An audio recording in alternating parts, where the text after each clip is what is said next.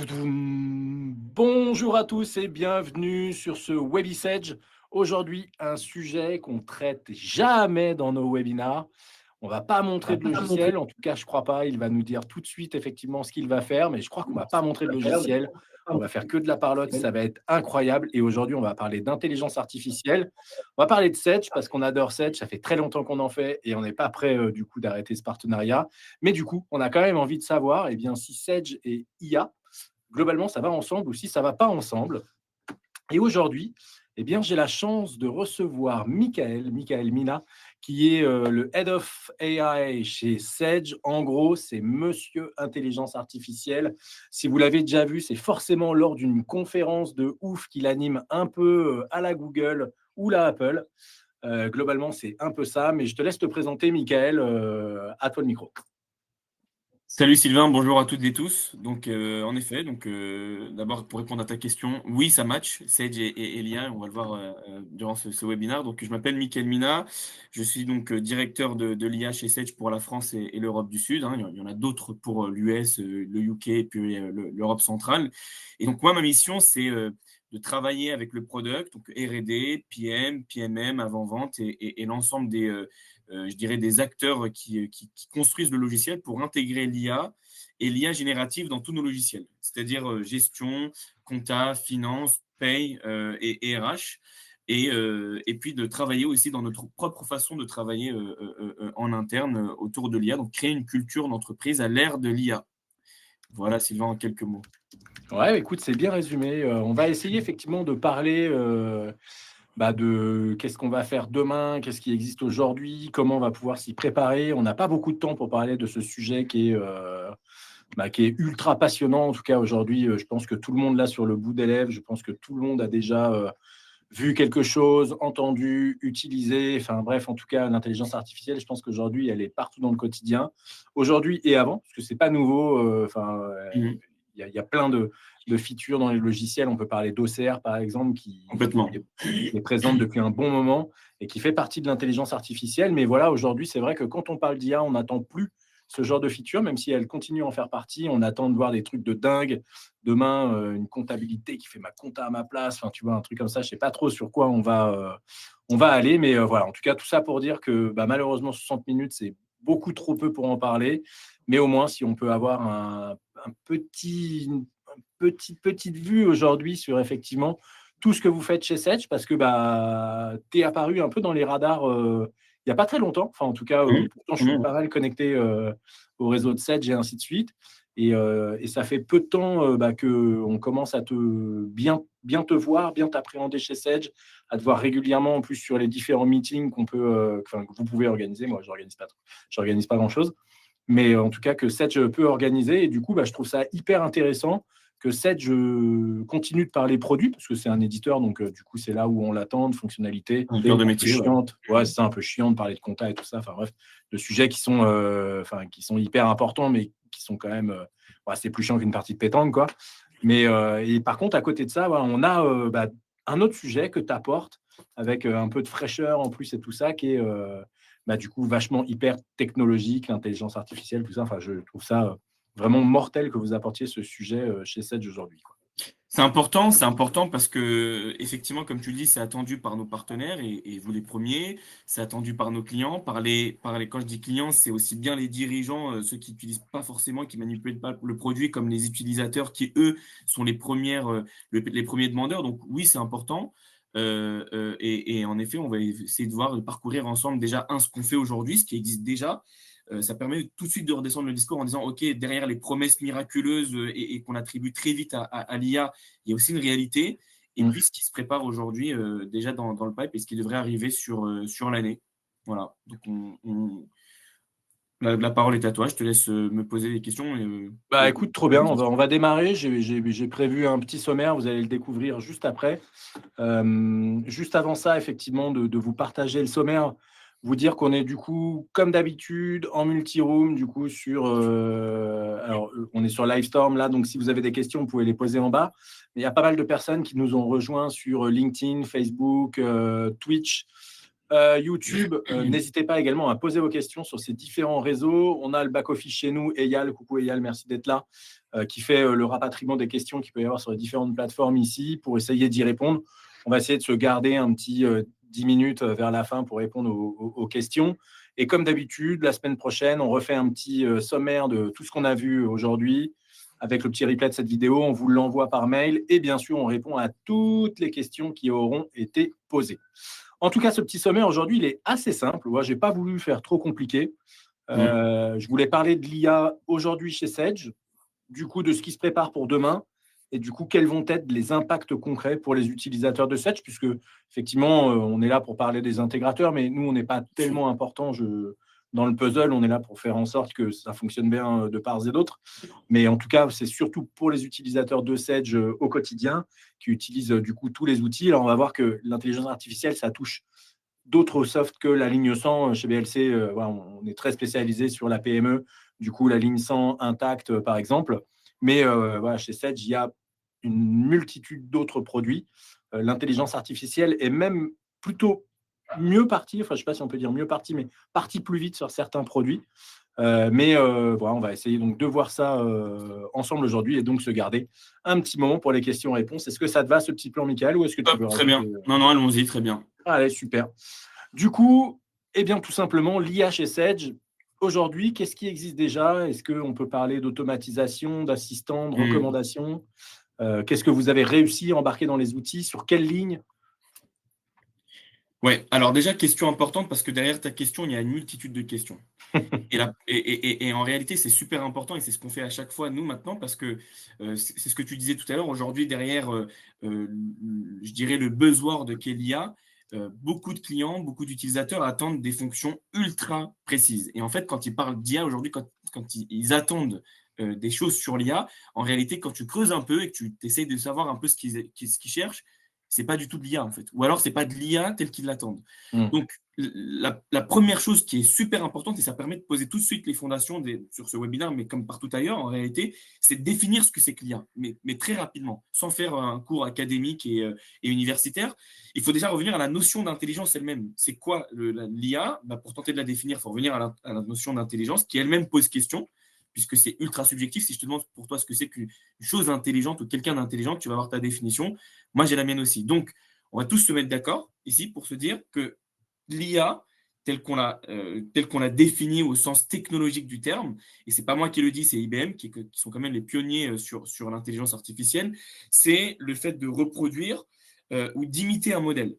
Ce modèle, c'est l'être humain, et notamment dans sa capacité à faire des choix, à s'adapter et à reproduire des fonctions cognitives. Là, j'ai déjà perdu tout le monde, mais rapidement, ce que c'est que les fonctions cognitives, c'est très, très, très bêtement, en fait. C'est la mémoire, l'apprentissage, les fonctions exécutives comme le raisonnement, la pensée, le mouvement, l'orientation et la perception. Donc, on peut conclure franchement très, très facilement et considérer que toute machine, tout algorithme, tout logiciel et toute fonctionnalité qui je dirais, simule l'une de ces fonctions cognitives qu'on vient de citer, c'est une intelligence artificielle.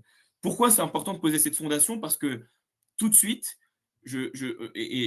durant l'année, là, j'occupe le poste depuis maintenant 1 an, tu as 2 écoles. Tu as les gens qui te disent l'OCR, c'est pas de l'IA, qu'est-ce que tu me racontes? Et tu as l'école qui dit l'OCR, oui, ça fait déjà partie de l'IA. Tu as une école qui va te dire l'automatisation, oui, on est déjà dans l'IA. Et d'autres qui vont te dire, non, l'automatisation, c'est un workflow, je l'ai paramétré comme ça, et il n'y a rien d'intelligent là-dedans.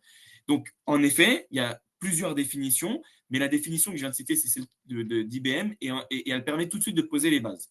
Maintenant qu'on a dit ça, c'est important tout de suite de se dire, OK, moi, on est dans la fonction compta, on est dans la fonction finance, qui n'est pas forcément la plus sexy du monde, et pour autant, on a déjà de l'IA dedans. Donc, c'est important déjà de se raccrocher je dirais, aux apports et aux promesses de l'IA dans cette fonction-là. Concrètement, ce que tu as dit, c'est une réalité. L'automatisation, je dirais qu'on est dans les prémices de ce que c'est que l'IA. je dirais que l'IA, ce n'est pas quelque chose qui date d'hier.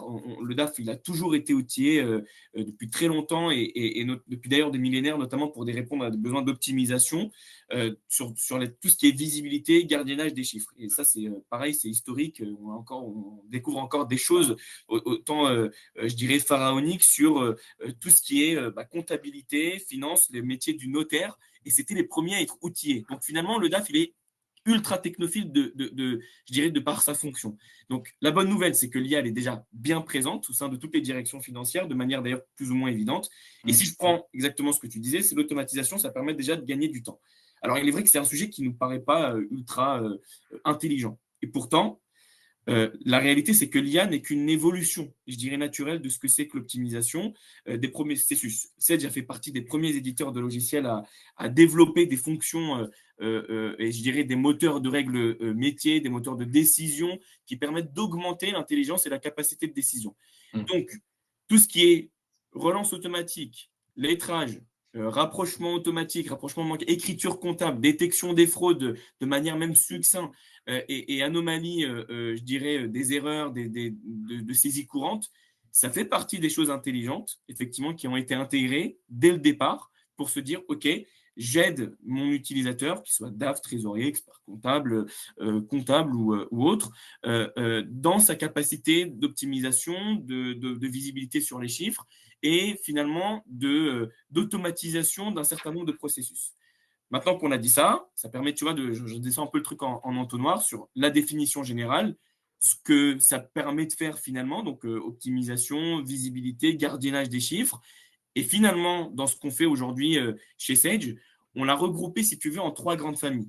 On a plein de logiciels, on en a 13 rien que sur l'Europe du Sud, tu vois, qui va, je te dis, de compta, finance, opération, paye, RH, et puis on a un tout nouveau qui s'appelle Sage Sales Management, qui est le fruit de l'acquisition de Force Manager, donc il y a un CRM connecté à ta compta, donc là on peut imaginer plein de choses là-dedans, mais concrètement, on a sur tous ces logiciels, tous ces produits, tu as pléthore de fonctionnalités qui sont augmentées à l'IA et qu'on a regroupées en 3 grandes familles.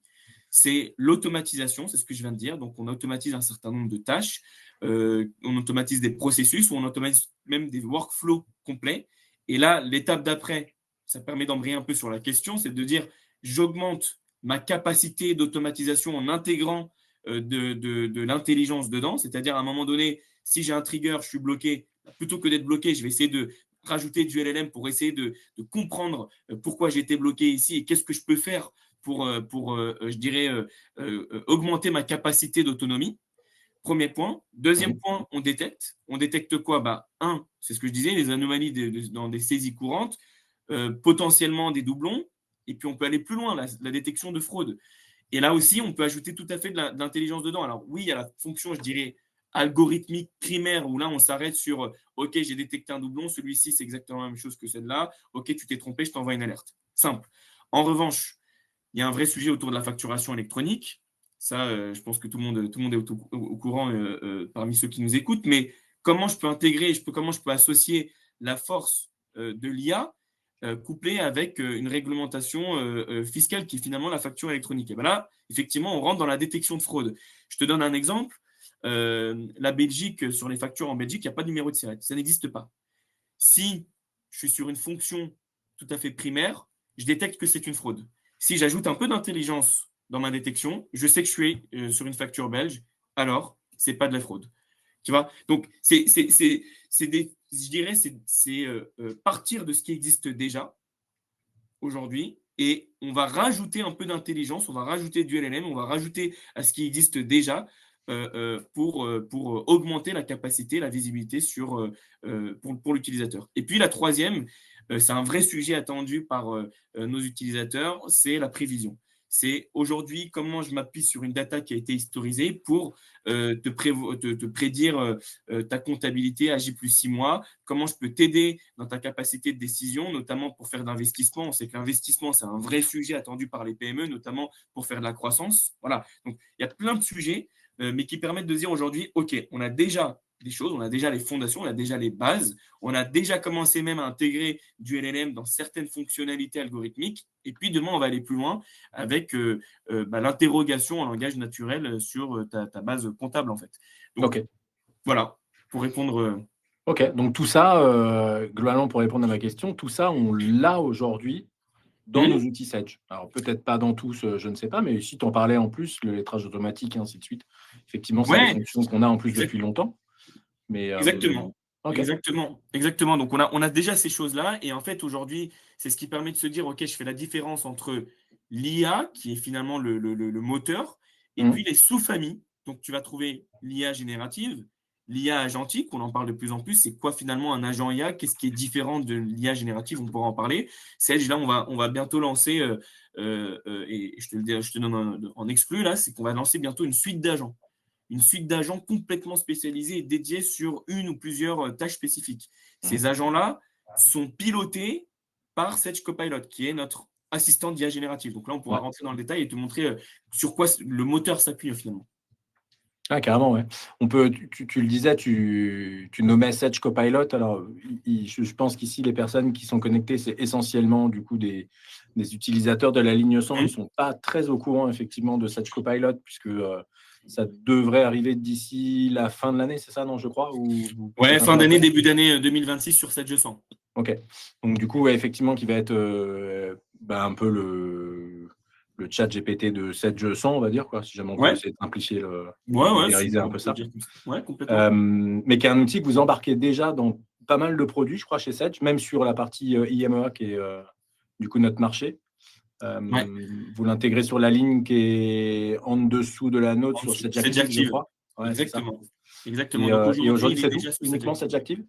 Non, on l'a également sur Sage Sales Management, qui est notre Ok. CRM, et qui permet finalement d'aider donc c'est comme c'est un CRM, et plutôt en plus orienté pour les sales terrain chez nos clients. Donc, Ouais. avec une simple app mobile, je peux demander quel est mon prochain rendez-vous, d'optimiser mes trajets quand j'ai plusieurs trajets, de synthétiser mes réunions. Et alors, quand tu vois, là, on est sur un webinar, donc c'est facile d'avoir un compte rendu parce qu'on est Mm. sur une interface via l'humain-machine. Demain, quand tu as un rendez-vous physique, quand tu vas rencontrer un expert comptable ou n'importe quel client en physique, Mm. eh bien, on a directement Sales Management qui s'appuie directement sur ton application et permet de faire ta synthétisation de réunion à portée de main. Donc là, on n'est Ouais. pas du tout devant un PC et via un webinar, quoi. Ouais, Donc on voilà, a fait, on on a l'a fait sur plusieurs notre lives et produit webinars SSM, exactement. On sur l'a ce sur produit. Ouais. SSM, on l'a sur Sage Active, et Mm. puis progressivement, on va la porter sur Sage X3 en fin d'année, sur SDMO, sur Sage 100, tu viens de le dire, Mm. sur SBR, qui va se connecter également avec Sage 100, on espère, donc Sage Business Reporting. Mm. Voilà, petit à petit, on est en train de le déployer à l'échelle sur nos produits chez Sage. Ok. Ouais, très bien. Ouais. Donc, du coup, oui, effectivement, aujourd'hui, on a déjà toutes ces automatisations, assistants, recommandations. Alors, tu le disais, tu en parlais tout à l'heure à juste titre, ces fameuses deux écoles qui disent l'OCR, ça n'en est pas, l'OCR s'en est. Ouais, Malgré tout, le fait est de constater que ça fait partie de l'intelligence, en tout cas, de pouvoir être capable de traiter automatiquement une facture, un PDF qui arrive et du coup de le transcrire, on va dire, en une écriture comptable, complètement, qui est un peu, complètement. qui est un peu le sens de la fonction. Donc ça, on l'embarque depuis un bon moment, du coup, dans les outils Sage. Aujourd'hui, on se fait pas mal chatouiller parfois en nous disant justement que Sage, on n'est pas hyper innovant ou quoi que ce soit.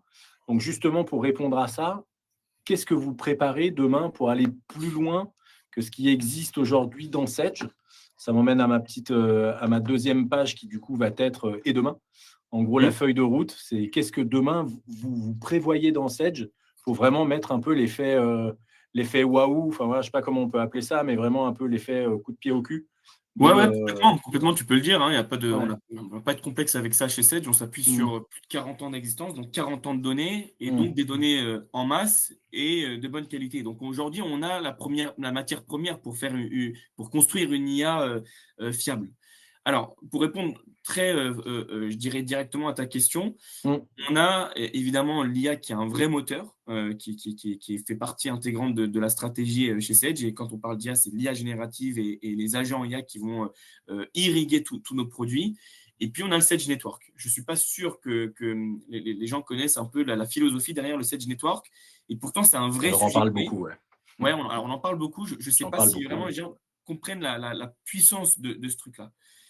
Et je dirais que pour en parler, je vais vraiment faire l'association avec l'intelligence artificielle. En fait, on pourrait penser que derrière la réforme de 2026, il n'y a pas grand-chose à voir avec l'IA.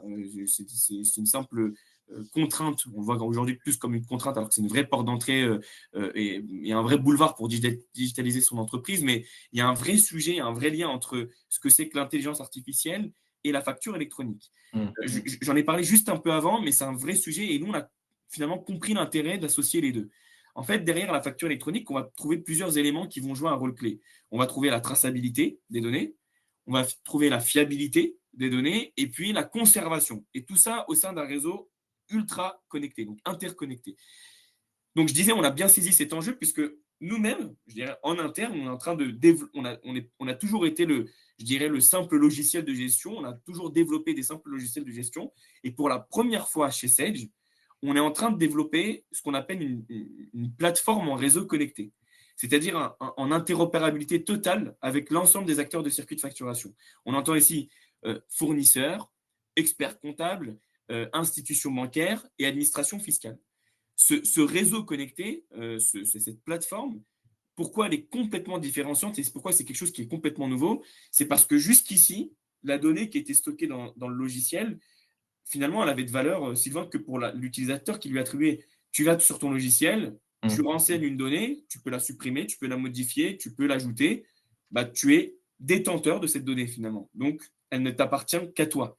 Et puis finalement, l'ensemble des utilisateurs qui vont se connecter sur ce logiciel qui finalement est très isolé vont constater ta modification, ta suppression, ton ajout, et puis ça s'arrête là. Mais en fait, avec la facture électronique et le fameux Sage Network, on ne parle plus juste d'un seul logiciel isolé.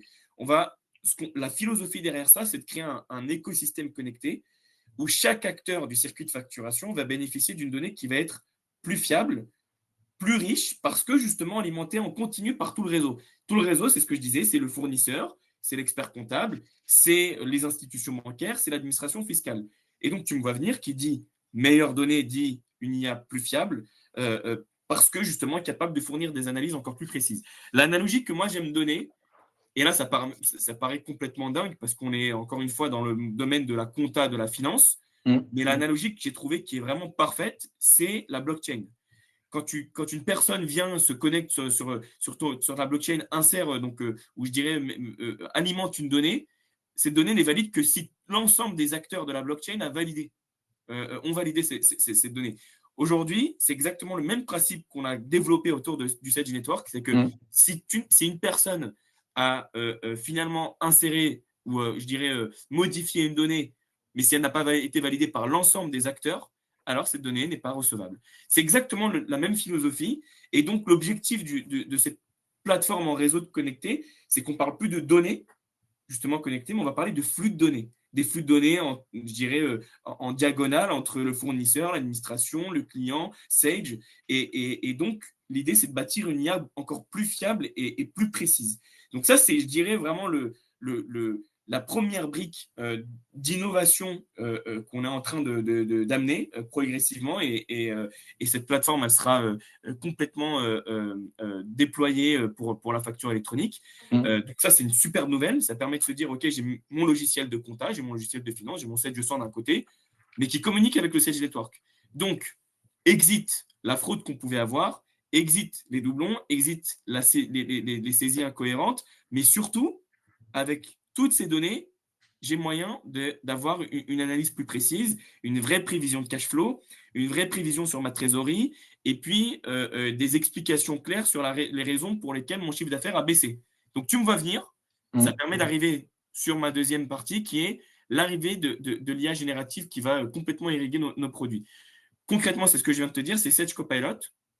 Donc, avec tous les progrès récents qu'il y a eu sur le marché récemment, notamment en matière d'intelligence artificielle générative, on a donc développé notre assistant de productivité boosté à l'IA, qui donc va s'interfacer sur tous nos logiciels et qui va permettre de poser des questions, de dialoguer, finalement, d'interroger ta base comptable, comme si c'était un simple collègue. C'est-à-dire, en gros, tu as les questions, je dirais, les plus basiques que sont quels sont mes clients qui sont en retard ce mois-ci. Simple. Donc, on est sur du question-réponse. Ça évite déjà de fouiller dans des menus interminables ou de se dire, OK, attends, je n'ai pas choisi le bon trigger ou je n'ai pas bien filtré. Donc, ça, c'est tout de suite, tu as tout de suite une vue, donc ça te permet de gagner du temps. Et demain, tu peux aller plus loin. C'est-à-dire qu'on va passer d'une IA qui suggère, qui répond, à une IA qui va anticiper, qui va piloter, qui va exécuter. Un autre exemple pour aller plus loin, c'est qui sont mes clients. Si je te prends le même exemple, c'est quels sont mes clients qui sont en retard. Demain, Sage Copilot te dira, voici tes clients qui sont en retard. Je remarque que c'est souvent les mêmes. Ce que je te propose, c'est d'anticiper. Je te mets un trigger pour te dire que la prochaine fois, le mois prochain, avant même que je puisse les relancer, quand ils sont en retard, je suis proactif et une semaine avant la facture, eh ben, je leur envoie un mail. Voilà, on est sur, donc du coup, la partie IA générative qui se connecte à l'IA agentique. Donc, je viens de t'en parler. La troisième brique qui va arriver, c'est que l'IA générative va s'appuyer sur une suite d'agents IA qui a été développée, qui ont été spécialement conçus pour réaliser, exécuter des tâches ultra précises. Je viens de te citer un exemple. Un agent IA qui ne fait que de l'envoi de mails à des fournisseurs. Un agent IA qui va détecter qui sont les fournisseurs qui sont toujours en retard. Un autre agent IA qui va juste faire de l'extraction de données, de factures, qui va les comptabiliser. Un autre agent IA qui, lui, va être spécialisé pour faire la déclaration de TVA. Et donc, l'idée de ces agents, de tous ces agents, en fait, de cette suite d'agents, c'est qu'ils vont alimenter tout le moteur de CGI, donc c'est la BU qui est chez nous, mais surtout qui va traduire toute cette technologie en langage naturel via Sage Copilot. C'est un peu comme ça qu'il faut le voir. Donc, tu as Sage Copilot qui est finalement la vitrine client, sur la base de laquelle tu vas pouvoir interroger ta base comptable, qui va s'appuyer sur des agents, cette suite d'agents. Ces agents vont s'appuyer sur la BU qui est CGI. C'est là où on va développer tous les modèles de machine learning, de deep learning, qui vont faire finalement ce que sont ces agents IA. Et puis, Sage Platform, qui sont Data Lake, les Data Warehouse, je dirais toutes les best practices en termes de conception d'une IA fiable et évolutive. Donc, voilà comment on voit l'avenir. On n'est pas sur que je dirais des Word, de l'Excel ou sur du PowerPoint. On n'est pas que sur de la projection, ni sur de la vision. C'est ultra concret. Encore une fois, je viens de te le dire, Sage 200 arrive, Sage Copilot arrive très bientôt sur Sage 200. Ça existe déjà sur Sage Active, alors pas encore en prompt et c'est normal parce qu'on est aussi en train nous-mêmes d'analyser les différents comportements de nos utilisateurs pour voir là où il y a les différents irritants, et c'est normal, et on progresse petit à petit. Mais voilà, on arrive tranquillement aussi sur SDMO, sur Sage X3.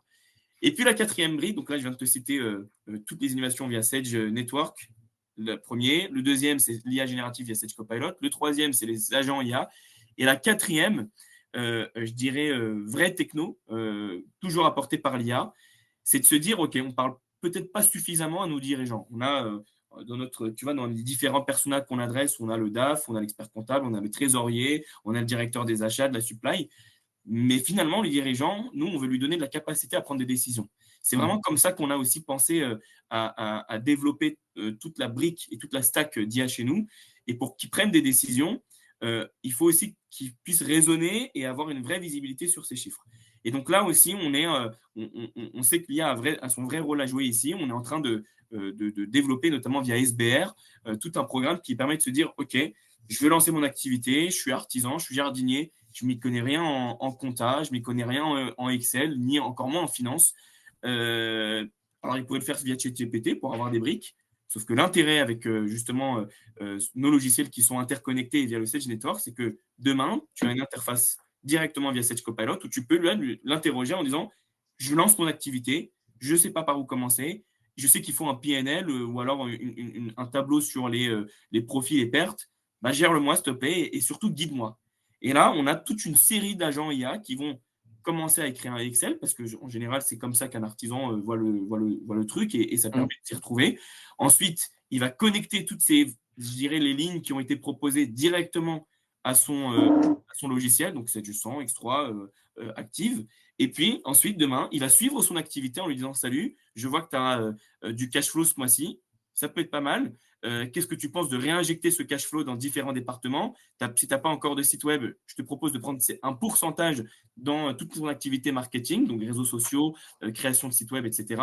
Et un autre agent qui va pouvoir peut-être lui dire aussi, c'est pas encore le moment de recruter, il faudrait que cette ligne Excel, tu vois, il va essayer de l'orienter un peu sur ce qu'il avait l'habitude de faire.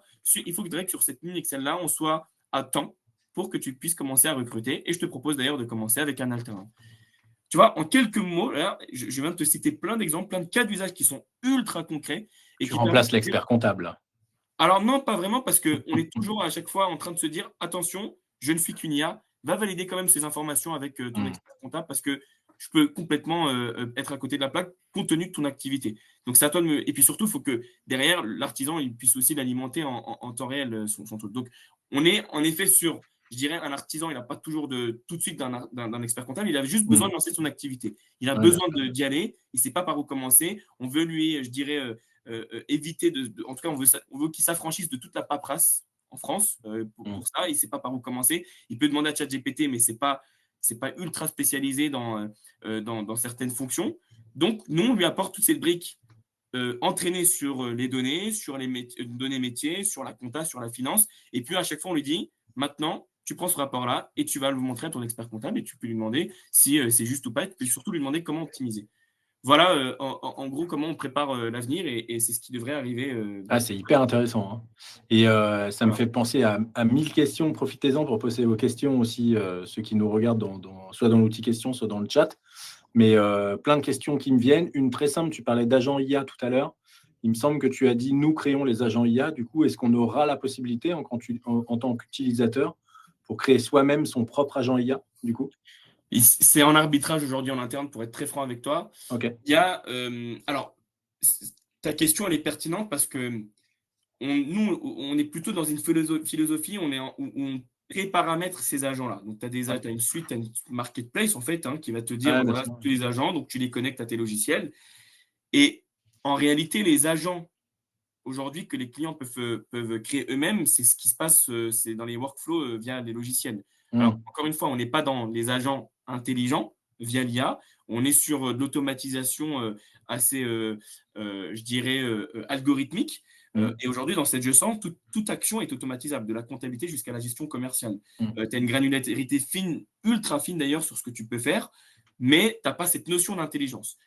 On est en train, pour être très franc avec toi, de réfléchir à se dire, OK, est-ce qu'on fait une V1 ou V0 avec des agents préparamétrés, et puis demain de se dire, OK, on laisse la main à l'utilisateur de laisser la possibilité de créer soi-même des agents IA. Il y a tellement d'opportunités que voilà. je me dis que sachant qu'il y a les workflows qui marchent plutôt bien et c'est que voilà, les clients l'utilisent. OK. Donc, et du coup, une autre question, pas tout à fait autour des agents, mais plutôt autour du coup de la data qui va servir dans l'IA. Tu parlais notamment de network. Alors, si j'ai bien compris, effectivement, j'ai une autre question d'ailleurs après à ce sujet-là, mais du coup, dans Network, on va venir concentrer de la donnée en provenance, tu le disais, d'énormément d'acteurs, des entreprises, fournisseurs, clients, des banques, enfin bref, on va pouvoir analyser beaucoup de choses. Est-ce que demain, quand je vais brancher Copilot et du coup l'intelligence artificielle de Sedge, est-ce que je ne vais le brancher que sur mes données à moi, de ma base de données et de ma partie PA de BLC, ou bien est-ce que je vais pouvoir profiter de l'ensemble des données qu'il va y avoir sur la plateforme? Je te donne un exemple. Je commande un truc chez un fournisseur et je me dis, tiens, comme a priori, demain, tous les fournisseurs vont balancer leur facture au travers de plateformes agréées. Et je trouve, moi, le fournisseur qui fait le meilleur TJM pour l'intégration de logiciels de gestion type 700 et ainsi de suite. Est-ce que j'aurai accès à cette data-là? Ouais, c'est l'idée. L'idée, c'est que tu puisses aussi avoir, en effet, accès à tout ce que je te parle de, c'est ce que je te disais, les flux de données, donc pas que les données. Donc, tu as les données qui sont très, je dirais, adhérents à ton Sedge 100, par exemple, qui est chez toi. Et puis, l'idée, c'est aussi de connecter un Sedge Copilot à ces flux de données et de se dire, OK, il y a mes flux de données qui gravitent aussi et qui font la force du Sedge Network. Et ben moi, j'ai envie de capitaliser sur ces données-là et d'interroger non pas que ma base comptable, mais tout mon écosystème pour demander, effectivement, pour reprendre ton exemple, quels sont c'était quoi ton exemple sur les clients, c'est ça? Retrouve-moi le meilleur TJM ou le meilleur prix d'un logiciel. Ouais, Voilà, c'est donc bien. ça c'est complètement faisable, complètement. OK. Et Et, c'est dans les tuyaux. du coup, à un moment donné, alors c'est une question bête, mais c'est un point que je maîtrise mal, mais est-ce qu'il y a pas une problématique du coup, de data avec la CNIL, tu vois? Ou quoi que ce soit? Enfin, ça Ouais. paraît, vachement intrusif de pouvoir aller lire, n'importe quel prix chez n'importe quelle, personne. Non, non, justement, alors évidemment, on peut pas parler de d'IA sans parler de sécurité. Tu as raison de mettre les pieds dans le plat. Ton Sage Network, il faut le voir donc effectivement comme un tenant qui t'appartient. Mmh. Donc, le client X ne pourra pas aller taper dans le client Y, ça paraît tout à fait normal et naturel. Finalement, ce que va avoir le client sur le Sage Network, ce sont uniquement les données qui gravitent autour de son écosystème entreprise. Mmh. C'est-à-dire l'administration qui a validé cette facture, qui est partie chez ce fournisseur est en lien avec ce client et pas l'autre. Donc, ce sont uniquement les données qui se trouvent chez le tenant du client. Donc, non, non, les données sont parfaitement hermétiques et parfaitement étanches aux autres et on n'a pas du tout vocation à ouvrir tout l'écosystème pour les autres. On pourrait demain se dire, oui, dans l'idée, faire du benchmarking je dirais, à grande échelle entre Ouais, c'est ça, ouais, l'ensemble des c'était clients, mais ce n'est pas le cas et ce n'est pas du tout une volonté sur laquelle nous, on s'est positionné. OK. Et du coup, on aura accès à un historique, assez vaste parce que je lisais dans le cahier des charges pour devenir plateforme agréée, parce que des fois je m'emmerde la Ouais, c'est nuit. bien. Heu et dans le cahier des charges, on parle notamment d'un flux transactionnel et non pas d'un flux, de conservation. Du coup, c'est quoi derrière? Vous avez, Ouais. vous, une automatisation avec, quelqu'un qui va archiver avec de l'archivage? Comment ça va se passer ça derrière? Là, ouais, alors pour être franc, il faudra plus là parler à notre expert sur le Sage Network qui est Nicolas Mmh. Rossato et on pourra lui envoyer les questions. Mais et c'est ce que je te disais tout à l'heure. En fait, tu as trois notions clés quand on parle d'IA et notamment via la facture électronique. C'est la Mmh. traçabilité, c'est la fiabilité des données qui s'y trouvent et c'est la conservation de ces données. Et là, il y a tous les enjeux après, ensuite autour de l'archivage, etc. Là, effectivement, ce que tu dis, c'est plutôt les flux transactionnels. Après, dans le moteur, il faudra plus. Je pourrais demander effectivement à Nicolas Rossato comment on passe du transactionnel, du flux transactionnel à la conservation en tant que tel. Mmh, sans problème. Et du coup, vous êtes combien chez Sedge aujourd'hui à vous occuper du coup de cette partie intelligence artificielle? Alors je sais pas Dans le si monde, si tu ouais, me donnes un chiffre monde ou un chiffre que, ouais. IMEA ou Dans le monde, on est plus de 80 data experts IA, donc tu vas trouver des data engineers, des data ouais. scientists, voilà. En France, alors pour bien comprendre je dirais aussi l'organisation, c'est que l'ensemble de ces ingés travaillent dans la BU dont je t'ai parlé tout à l'heure, qui s'appelle le Sage AI. Mmh. C'est la BU qui développe justement, qui conçoivent les modèles, qui alimentent et qui font surtout tourner le modèle de machine learning, deep learning, qui donnent ensuite lieu à ces agents IA et qui font ensuite le relais via la vitrine sur Sage Copilot. Cette BU, elle travaille, je dirais, en transverse pour l'ensemble des produits monde aujourd'hui. Donc, ils ouvrent le capot par ligne de produit, donc avec la France, l'US, l'Europe centrale, l'UK, en se disant, d'accord, aujourd'hui, on sait que cette c'est cette typologie de clients. Donc, ils travaillent évidemment en lien avec notre PM, notre Mmh. R&D, notre PMM, et de se dire, OK, donc ils ont cette typologie, on est sur ce segment-là. Aujourd'hui, les irritants métiers, ce sont ceux-là, aujourd'hui, sur cette On sait que l'IA a un vrai rôle à jouer, alors on va définir ces cas d'usage-là. Et c'est comme ça aujourd'hui que ça se passe. C'est moi, toujours je dirais, en transverse et qui permet de faire le lien avec l'ensemble de ces lignes de produits. Donc, Mmh. c'est aujourd'hui comme ça que c'est fait.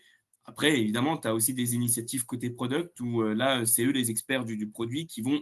On est plutôt en mode push que pull. Donc, on pousse nous sur chaque ligne de produit avec l'équipe de CGI à le définir de cette manière-là parce qu'on sait que on est mieux expert sur nos produits que cette équipe. Donc voilà, mais c'est eux qui finalement détiennent, je dirais, l'intelligence et le moteur et qui vont ensuite travailler en transverse avec ces lignes de produits. Donc on est plus de 80 et donc moi je dirais en front sur la France et l'Europe du Ouais. Sud avec une équipe et c'est ce que je te disais aussi en Inde tout à l'heure. Moi je travaille, si tu veux, j'ai trois piliers dans ma fonction. Il y a les produits, les tech partners avec qui évidemment on doit, c'est notre cœur de métier. Et c'est comme ça qu'on travaille aujourd'hui. On a les partenaires intégrateurs et là où on a plein de choses nous aussi à créer ensemble, Sylvain, avec BLC, mais avec les autres intégrateurs. Et puis il y a le troisième pilier qui est ultra important et on peut pas faire, on peut pas l'oublier, c'est l'interne. C'est comment nous on va créer une culture IA en interne, comment on va éviter le shadow AI parce que c'est une réalité qui existe aujourd'hui dans toutes les entreprises. On a différentes typologies de profils en fait. On a des profils qui sont ultra technophiles qui vont tester tous les outils à chaque fois qu'il y en a un qui sort. Donc il va demander l'accès à Sora 2, il va faire presque n'importe quoi parce qu'il est ultra connecté. Et tu as des personnes aujourd'hui, c'est une réalité, qui ne veulent pas entendre parler d'IA parce que ça peut être aussi un sujet de crainte et de tension. Donc nous, mon but aussi avec mon équipe, c'est de travailler avec tout ce monde-là pour mieux adopter l'IA de manière plus intelligente. On a d'ailleurs fait tout un rapport qui s'appelle Utiliser l'intelligence artificielle avec intelligence et se dire, OK, aujourd'hui, dans ton métier, là aussi, donc moi, c'est ce que je fais côté. Alors, ce qu'on fait côté produit, moi, je le fais en interne. On ouvre le capot avec chaque département, comprendre les irritants, comprendre là, on peut faire gagner du temps et puis surtout comment intégrer l'IA générative à chaque département pour avoir leur propre copilote. M'entraîner sur leur data, sur leur métier, sur leur cas d'usage, sur leur expertise. C'est dispo grand public, ce rapport? Pas encore. Alors aujourd'hui, on l'a fait vraiment. Il est vraiment surtout orienté pour l'interne. Ouais. Demain, on pourrait tout à fait. Après, on a fait plein de livres blancs aussi qui sont là destinés au public. Ok, hyper intéressant. Et dernière question là-dessus, et après on va s'intéresser, effectivement, tu en parlais, les utilisateurs, pour certains sont technophiles, pour d'autres ont un peu plus de crainte à ce niveau-là. Dernière question, tu en parlais, je pense que tu as déjà répondu, mais du coup, ce que vous développez aujourd'hui au travers donc, du coup, de l'intelligence artificielle, de Copilot, de pas mal de choses, est-ce qu'on va être sur quelque chose qui sera open source, du coup, sur lequel moi, je pourrais venir brancher mes propres outils ou pas encore, ou c'est en réflexion, ou c'est quoi un peu l'idée? Adapte sur l'IA, non. Pas sur un Sage Copilot. C'est-à-dire que ton Sage Copilot, il est parfaitement hermétique à tes données et on n'a pas vocation à l'ouvrir même en l'APIisant. Aujourd'hui, ce n'est pas le cas. En revanche, ton Sage Network, oui. Ton Sage Network, tu as une API publique. On bosse déjà dessus. Voilà, donc qui permet là, effectivement, de s'interfacer. Mais après, tu peux, toi, brancher ta propre IA qui se connecte à Sage Network via l'API publique. Ça, c'est tout à fait possible. Et du coup, du coup, l'intelligence que vous développez, vous, derrière, je ne sais pas comment on dit, encore une fois, c'est pas trop le moteur. Mais c'est votre propre moteur, ou est-ce que derrière, vous avez un truc sur Mistral ou sur ChatGPT? Bonne question. Alors déjà, la question, elle est pertinente parce que aujourd'hui, les LLM qui sont généralistes, qui sont sur le marché, n'y connaissent rien en compta finance. Ils n'ont pas la data, je pense, en fait. En fait, au-delà de la data, ce n'est pas des IA qui ont été entraînés pour faire de la gestion financière, de la gestion comptable. Donc, ils n'y connaissent rien. Si on comprend bien, encore une fois, le propre de l'IA générative, c'est une logique probabiliste. Un peu comme Google quand on faisait une recherche, sauf que là, c'est une suite probabiliste fait avec des mots, avec des patterns plutôt complexes et qui permettent de se dire, OK, j'ai la réponse la plus probable à ta requête en langage naturel. Partant de là, si on comprend bien l'enjeu de l'IA générative, si tu lui demandes de générer un rapport financier sur la base de ta trésorerie, il va halluciner. C'est aussi le propre de l'IA générative, c'est qu'il ne sait pas dire « je ne sais pas ». Si tu lui demandes un avis sur la prolifération des papillons d'Amazonie au Brésil, il a un avis. Il a un avis parce qu'il ne sait pas te dire « je ne sais pas ».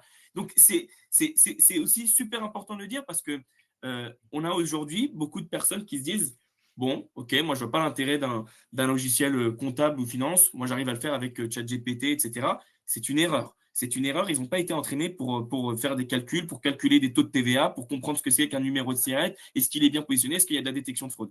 Donc, partant de là, nous, en effet, on a développé un LLM donc, basé sur le moteur Mistral qui a été retenu. Donc là, super nouvelle aussi pour les personnes. Je trouve aussi, carrément. C'est génial de se dire qu'on a pris Mistral, on l'a fine-tuné et on l'a alimenté avec plus de 40 ans. Et là, c'est super important, 40 ans d'existence. 40 ans d'existence, c'est quoi? C'est toute la data. Alors, pour faire une bonne IA, juste en 2 mots, c'est de la data en numéro 1 et de la data de qualité. Voilà. C'est les 2, je dirais, ingrédients nécessaires pour faire ce que c'est qu'une bonne IA. Donc, nous, bonne nouvelle, on a quand même 40 ans sur lesquels on a capitalisé. On s'est dit, d'accord, on a 40 ans, on a la data et on a en plus de la data ultra spécialisés, ultra entraînés sur des cas d'usage, sur des métiers bien spécifiques, et puis en qualité. Parce que le métier a évolué, parce que nous aussi on a évolué et qu'on a su s'adapter, notamment avec le cloud, parce qu'on s'est lancé, on a restructuré la data, on l'a qualifié et puis on l'a anonymisé. Et donc ça nous a permis de se dire, OK, alors on a la data, on l'a en qualité, et puis donc on peut commencer, nous, à développer, à fine-tuner nos propres modèles, et donc on s'est appuyé sur Mistral. Et juste pour l'anecdote, tu sais, alors moi j'aime bien dire que c'est un groupe historique, parfois dans le mauvais sens du terme, et moi j'ai pas honte de le dire, et c'est vrai, c'est normal, on est quand même un paquebot dans la mer, et là où il y a des jet skis qui avancent encore plus vite que nous, c'est vrai, mais on est aussi historique dans le bon sens du terme. Nos 4 décennies, c'est un exemple parfait, mais avec ce qu'a apporté l'IA, on a complètement changé aussi en interne notre philosophie de test and learn. Si je te dis que chez Sage, on a développé sur du DeepSeek, ça paraît incroyable. C'est chinois. Jamais on aurait pu se dire, Sage, pardon, vous avez utilisé du chinois pour le faire. Eh ben ouais, on l'a fait. On a pris DeepSeek, on a testé, on a testé aujourd'hui tous les modèles qui existent. On a utilisé du Claude, on a testé du Mistral, on a testé de l'OpenAI, on a testé du DeepSeek, du Llama. Tu vois, on a pris tous les modèles qui existaient, et dans cette phase de test and learn qui nous a été apportée par l'IA et par la philosophie de ce qu'on est, de ce que ça amène, pardon, eh bien, on s'est dit, OK, bah, on est dans une phase importante, on est dans un virage important qu'on ne peut pas rater. Et au final, on s'est concentré sur Mistral pour développer ça. Donc, on est ravis, ça marche plutôt bien. Et on n'utilise pas que d'ailleurs Mistral, hein, il y a certains produits qui utilisent derrière OpenAI, notamment pour la compréhension, je dirais, naturelle et générale des questions. Tu en as d'autres qui utilisent Claude. Parce que là, on sait que le 4.5 sommet, notamment pour les personnes les plus technophiles qui nous écoutent, on sait que ça calcule mieux, qui comprend mieux le métier de la finance, de la compta. Donc là aussi, on a refine-tuné derrière. Donc voilà, on est dans une phase de test and learn, mais qui progresse, qui avance, et on n'arrête pas nos recherches à ce stade-là. On se dit, OK, bah, ça évoluera encore, et donc on est toujours à l'affût. Ah, c'est vraiment mortel. J'adorerais être une petite souris cachée dans vos bureaux, quoi. Tu peux. Ça doit être passionnant à suivre, quoi. Enfin, vraiment. C'est passionnant, mais il faut surtout clair. pas. Honnêtement, c'est passionnant, mais il faut surtout pas tomber dans le. C'est pour ça que c'est important dans le piège de la techno. Si on commence par le sujet de la techno, on se trompe de combat. C'est ce que je répète à chaque fois en interview ou dans les conférences. Le sujet de la techno, c'est le moyen, en fait. C'est le moyen. Le vrai sujet qu'il y a derrière ça, c'est partir des irritants métiers. Qu'est-ce qui vous pose aujourd'hui problème, vous en tant qu'utilisateur, vous en tant que client, de dirigeant, DAF, comprendre le métier aujourd'hui, mieux je dirais le cartographier, et ensuite, la techno est un moyen d'y répondre. Mais oui, c'est pour ça qu'on a tout testé et qu'on se dit, OK, il y a des choses à voir. Bon, trop bien. Voilà. Écoute, du coup, trop chaud de découvrir Copilot dans 7G100 fin d'année, début d'année 2026. Trop chaud pour voir tout ce qui va arriver avec la PA et tout ça. Ça va être vraiment trop bien. Parlons quand même d'un point qui est clé quand même là-dedans, c'est l'utilisateur qui est au centre de tout ça. Question un peu putaclic, mais globalement, demain, on remplace tout le monde ou on a besoin de chacun? Ah non, franchement, je pense qu'on a fait de non, mais je pense que je te le dis, mais parce que la question est beaucoup revenue, et franchement, à juste titre, et je l'entends et je le comprends, mais l'histoire est en train de nous prouver le contraire, très sincèrement. Moi, je vois de moins en moins de personnes qui me disent, franchement, je me sépare de mon comptable parce que l'IA arrive. Au contraire, on va peut-être même en avoir encore plus besoin parce que l'IA va nous apporter des données qu'on ne voyait pas avant. En fait, pour répondre très franchement à la question, les impacts pour l'utilisateur, moi j'en vois deux. Évidemment, on a parlé de gain de temps. Ça, c'est un vrai sujet. Aujourd'hui, tu vois, sur la clôture, sur des produits au UK où il y a déjà Sage Copilot et US, on a divisé par 2 déjà les temps de clôture, voire par 3. C'est-à-dire qu'on passe de 7 jours à 1 ou 2 jours. C'est de la compta en continu, c'est de la gestion en continu. On parle de clôture journalière. C'est incroyable grâce à l'IA. Premier point, donc on fait gagner du temps, il y a des vrais gains de productivité. 2, donc gain de temps via tout ce que je te disais tout à l'heure, via l'automatisation, la détection et la prévision. Et puis 2, moi ce que je vois surtout, on va aller beaucoup plus loin que d'habitude. Nos utilisateurs, s'ils s'arrêtent à un moment donné dans leur processus de gestion financière, parce qu'ils ont l'habitude de le faire comme ça, l'IA va nous permettre de se dire, attention, est-ce que tu as pensé à ça? Il y a une data ici que tu ne voyais pas, que tu n'avais pas l'habitude de voir parce qu'elle est dans ton menu, tu ne te rends pas compte de du potentiel de cette data qui se trouvent, par exemple, via pas la relance automatique, parce que ça, c'est plutôt simple, mais par le fait que tu peux automatiser ou orchestrer tous tes agents, eh ben, tu pourrais aller beaucoup plus loin. Et en fait, ça va te permettre de se dire, OK, j'ai ma photo à date qui est comme ça, et j'utilise que finalement 50%, et là je suis gentil, 50% des capacités de mon logiciel. Il y a 50% qui est sous-exploité ou qui n'est pas du tout exploité. Eh ben, l'IA ici, elle va te faire des préconisations, des recommandations, t'apporter encore plus de billes et surtout te simplifier la vie. Donc, on va libérer le potentiel de toutes ces data. Et donc ça, c'est un vrai sujet. L'impact qu'on peut avoir, non seulement il va être sur le gain de temps, mais il va aussi être sur des sujets sur lesquels l'utilisateur n'avait absolument aucune idée. Donc ça, c'est un vrai sujet aussi sur lequel nous, on s'attache. On a vraiment… Et pourquoi on s'attache? Parce qu'on sait que demain, l'expert comptable n'est pas le même qu'hier et ne sera pas celui d'aujourd'hui. On sait que le DAF augmenté à l'ère de l'IA, ce n'est pas juste utiliser mon produit qui a de l'IA. C'est quoi un DAF augmenté à l'ère de l'IA d'ici 2030? C'est toutes les tâches qu'on faisait en 2025. C'est une partie de mon travail. Et puis, en 2030, aujourd'hui, donc tu imagines, demain, en 2030, il y a toute une partie que je ne voyais pas, en fait, grâce à la data et grâce au potentiel qu'on a libéré. Donc ça, c'est le premier point. Et deuxième point, pour répondre à ta question, est-ce que l'IA va venir remplacer les gens? Moi, je ne l'ai pas dit en introduction et en présentation, je viens du monde du cloud à la base. Donc moi, j'étais chez Link by Net, qui est un pure player dans le cloud. J'étais responsable des appels d'offres. Cette crainte, moi, je l'ai vue auparavant. Il y a une dizaine d'années, avec l'émergence du cloud, quand les clouds publics finalement sont arrivés avec AWS Azure, tu voyais tous les DSI dire, OK, donc moi, mon métier va être supprimé, mon ingénieur réseau, il va être supprimé, mon ingénieur infrastructure exit, et finalement, toute mon équipe que j'avais pour faire mon on-premise, elle n'existera plus. L'histoire nous a parfaitement prouvé le contraire.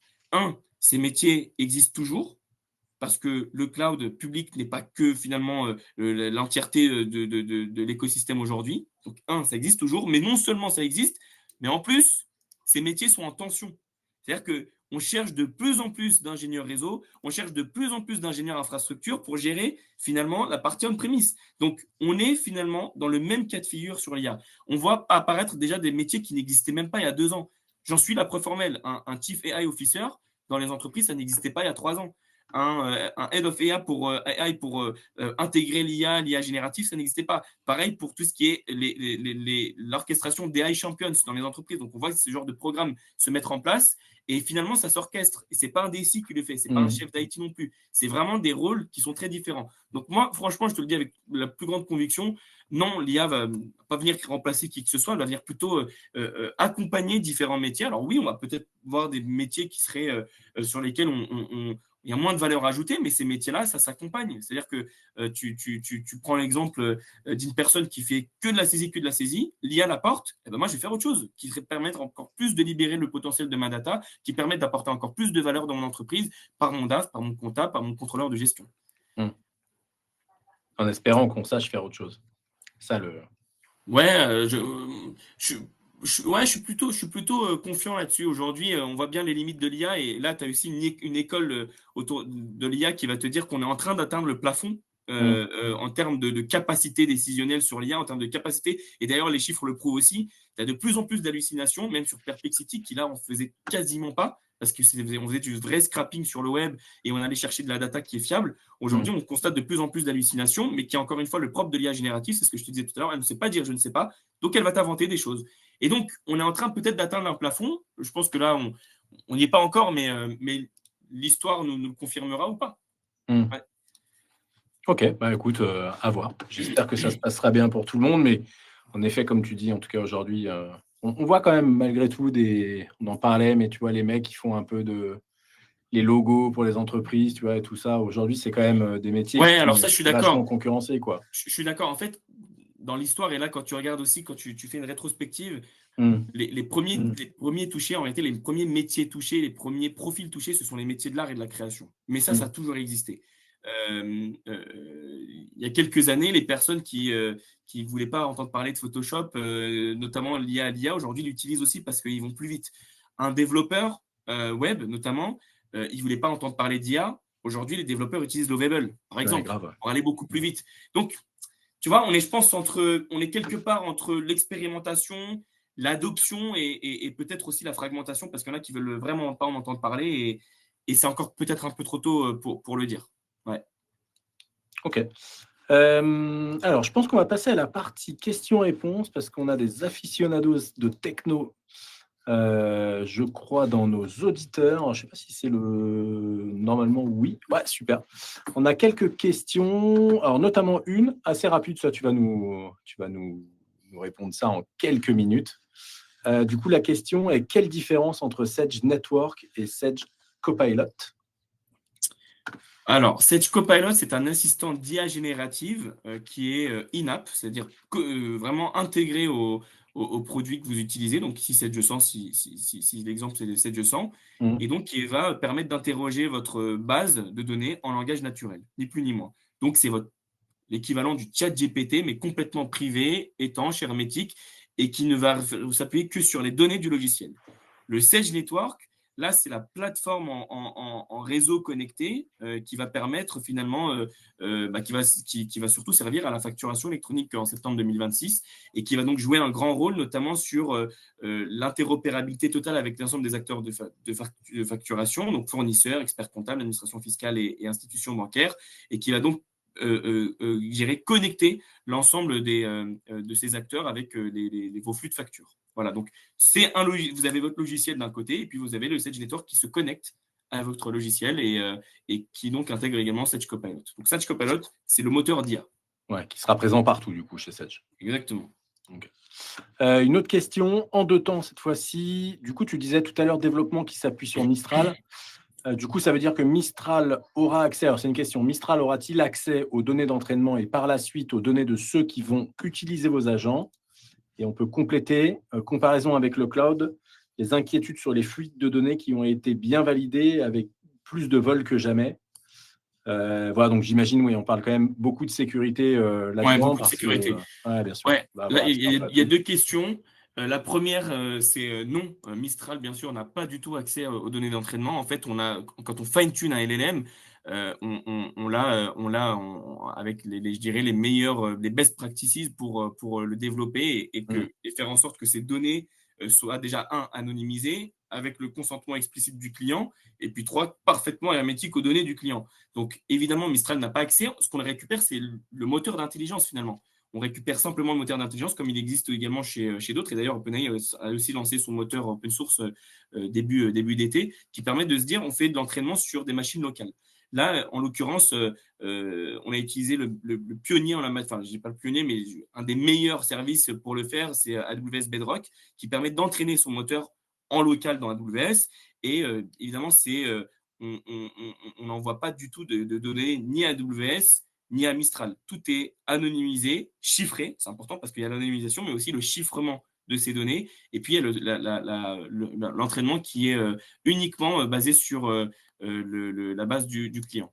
Et ensuite, par rapport au vol de données, effectivement, si on va plus loin dans l'analogie avec le cloud, vous avez raison. Je crois que c'est Caroline qui pose la question. Vous avez raison de faire l'analogie la plus totale.